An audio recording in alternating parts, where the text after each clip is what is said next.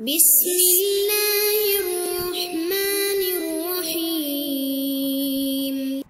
الحمد لله رب العالمين والصلاة والسلام على سيد الأنبياء والمرسلين أما بعد فأستعيذ بالله من الشيطان الرجيم بسم الله الرحمن الرحيم.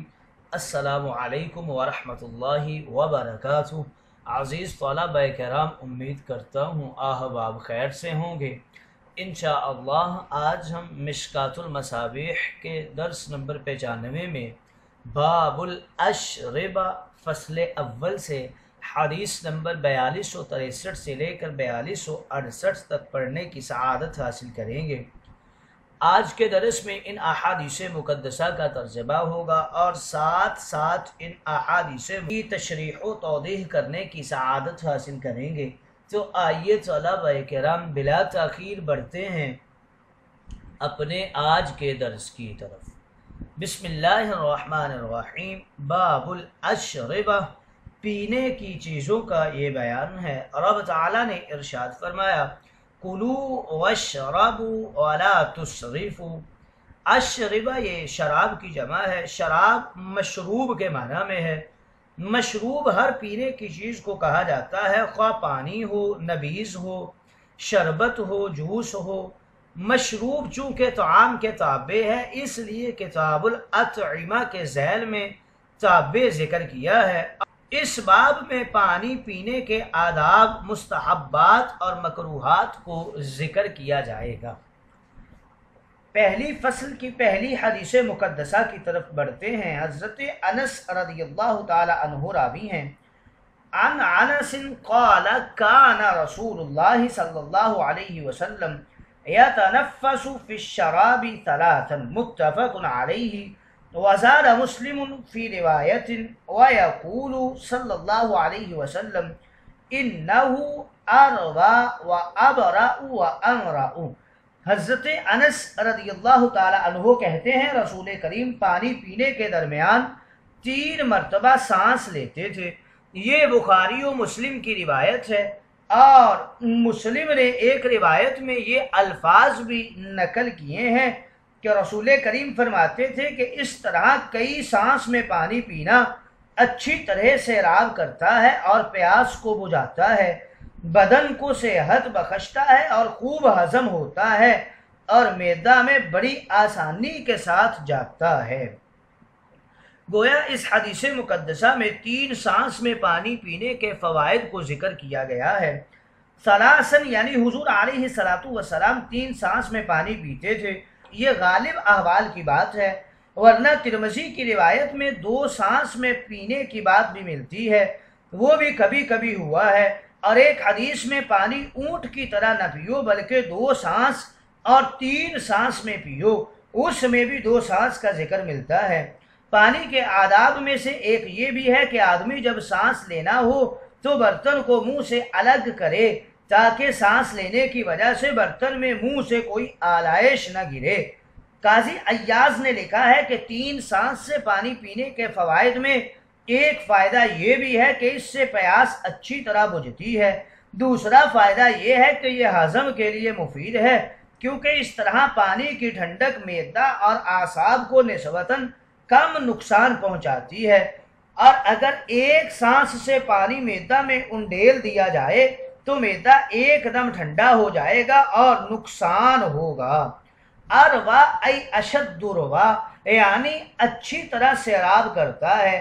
ابرا یہ براعت سے ہے یعنی اس طرح پانی پی لینا بدن کے لیے صحت بخش اور بیماری سے براعت کا باعث ہے. امراؤ یہ اقواء حدمن کے معنی میں ہے یعنی خوب ہضم کرتا ہے. اگلی حدیث مقدسہ کی طرف بڑھتے ہیں. حضرت ابن عباس راوی ہیں. قال نہا رسول اللہ صلی اللہ علیہ وسلم عن الشرب من فج السقاء متفق علیہ. حضرت ابن عباس کہتے ہیں رسول کریم نے مشکیزے کے دہانے سے پانی پینے سے منع فرمایا، یعنی مشکیزے کے منہ سے پانی پینے سے منع فرمایا. من فج السقاء، فج لفظ مشدد ہے، اصل میں فوہن سے ہے جو فمن کے معنی میں ہے.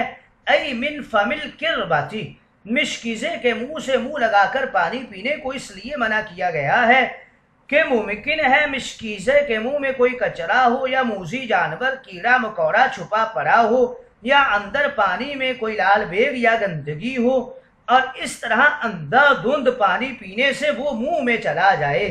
نیز پانی کو مشکیزہ کے اندر سے پیٹ کے اندھیرے میں ایک دم انڈیلنے سے معدہ کی خرابی کا بھی خطرہ ہے۔ نیز اس طرح انڈیلنے سے پانی کے ساتھ اس کی گیس اندر چلی جائے گی جو صحت کے لیے مضر ہے۔ اس طرح پینے سے بسا اوقات کپڑوں پر پانی گر جاتا ہے، داڑھی تر بتر ہو جاتی ہے، کبھی کبھی منہ سے کھانے کے ذرات پانی کے اندر چلے جاتے ہیں جو نظافت کے خلاف ہیں۔ یہ تمام وجوہات اپنی جگہ، لیکن ایک مسلمان کے لیے اس ممانعت کی سب سے بڑی وجہ یہ ہے کہ نبی کریم نے اس کو منع فرمایا ہے اور یہ مسنون طریقہ کے خلاف ہے۔ مشکیزہ کی طرح یہ حکم لوٹے کا بھی ہے، تھیلی، ٹوٹی بوتل یا ہر اس برتن کا بھی ہے جس کی اندرونی حالت کا علم کسی کو نہ ہو۔ اس پر ایک سوال ہوتا ہے کہ آئندہ حدیث میں حضرت قبشہ فرماتی ہیں نبی کریم نے مشکیزہ کے منہ سے خود پانی پی لیا، یہاں پر منع فرمایا تو تعارض ہو گیا۔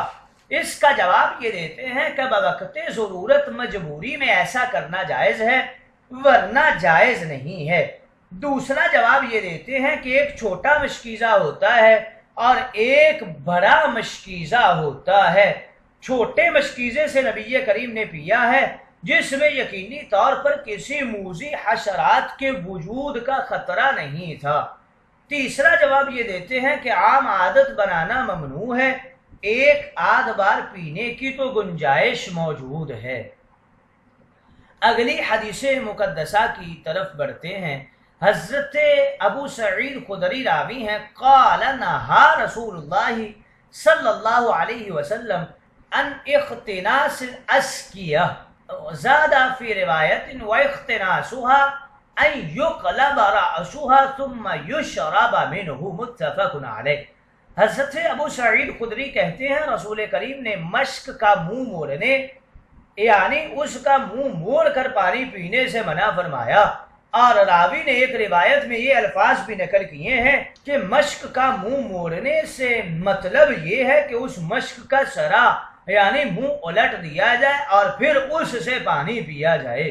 یہ بخاری و مسلم کی روایت ہے۔ اختناس یہ خنس سے ہے جس کے معنی مشکیزہ کے منہ کو موڑ کر اپنے منہ کے ساتھ لگا دینا ہے، یعنی اس طرح کر کے پانی استعمال کرنا جائز نہیں ہے۔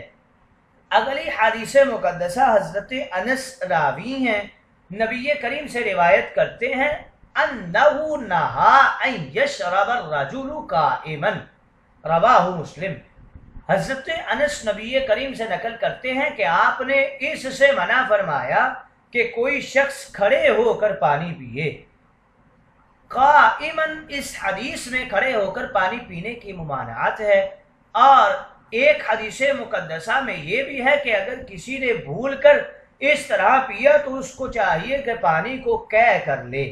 اس جیسی احادیث کا تعلق اصل اور قاعدہ کے ساتھ ہے کہ شریعت کا قاعدہ یہی ہے کہ پانی بیٹھ کر پیا جائے، اور یہی سیدنا دو عالم کی عادت کریمہ تھی، اور امت محمدی کا عمل بھی یہی ہے۔ اس کے برعکس فصل ثانی میں حضرت ابن عمر کی حدیث ہے جس میں کھڑے ہو کر پانی پینے کا جو ذکر ہے وہ موجود ہے۔ تو اس حدیث کا تعلق بیان جواز سے ہے، اگر مجبوری ہو تو ایسا جائز ہے، کبھی جگہ نہیں ہوتی، کبھی جلدی ہوتی ہے، کبھی کوئی اور مجبوری ہوتی ہے جو استثنائی صورتیں ہیں۔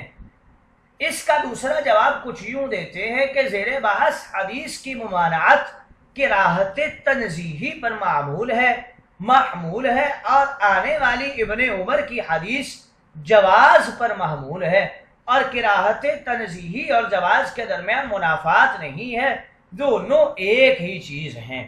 بہرحال اصل قاعدہ اور قانون بیٹھ کر پانی پینے کا ہے، اور گاہ گاہ اس قانون کے برعکس اگر ہوا تو وہ مجبوری کی استثنائی صورت ہوگی، کبھی بیٹھنے کی جگہ نہیں ہوتی، کبھی جلدی ہوتی ہے، کبھی مجبوری ہوتی ہے۔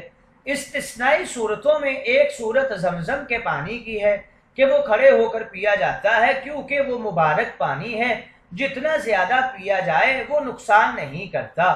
منافق اسے کم سے کم پیتا ہے۔ مسلمان کو حکم ہے کہ کھڑے ہو کر خوب پیے کہ پسلیاں بھر جائیں۔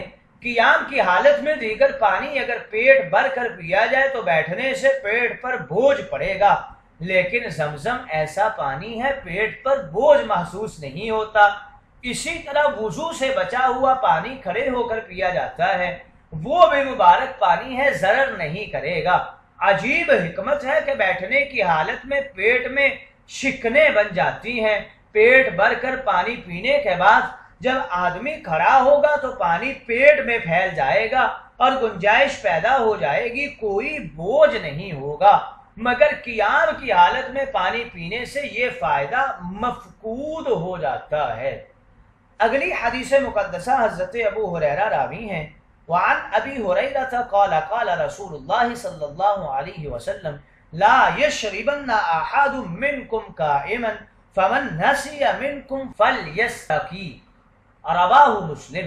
حضرت ابو ہریرہ راوی ہیں، کہتے ہیں رسول کریم نے فرمایا تم میں سے کوئی بھی شخص کھڑا ہو کر پانی نہ پیے، اگر کسی شخص نے بھول کر کھڑے ہو کر پی لیا تو اس کو چاہیے کہ وہ قے کر ڈالے۔ یہ مسلم کی روایت ہے۔ اگلی حدیث مقدسہ حضرت ابن عباس راوی ہیں، قال اتیت النبی صلی اللہ علیہ وسلم بدلو من ماء زمزم فشرب وهو قائم۔ حضرت ابن عباس کہتے ہیں کہ میں نبی کریم کی بارگاہ مقدسہ میں زمزم کے پانی کا ایک ڈول لے کر حاضر ہوا تو آپ نے اس کو اس حالت میں پیا کہ آپ کھڑے ہوئے تھے۔ یہ بخاری و مسلم کی روایت ہے۔ گویا اس حدیث مقدسہ میں زمزم کے پانی کی فضیلت کو ذکر کیا گیا ہے کہ اسے کھڑے ہو کر استعمال کرنا، اسے پینا مستحب ہے، جیسا کہ عمل مصطفیٰ سے ثابت ہے۔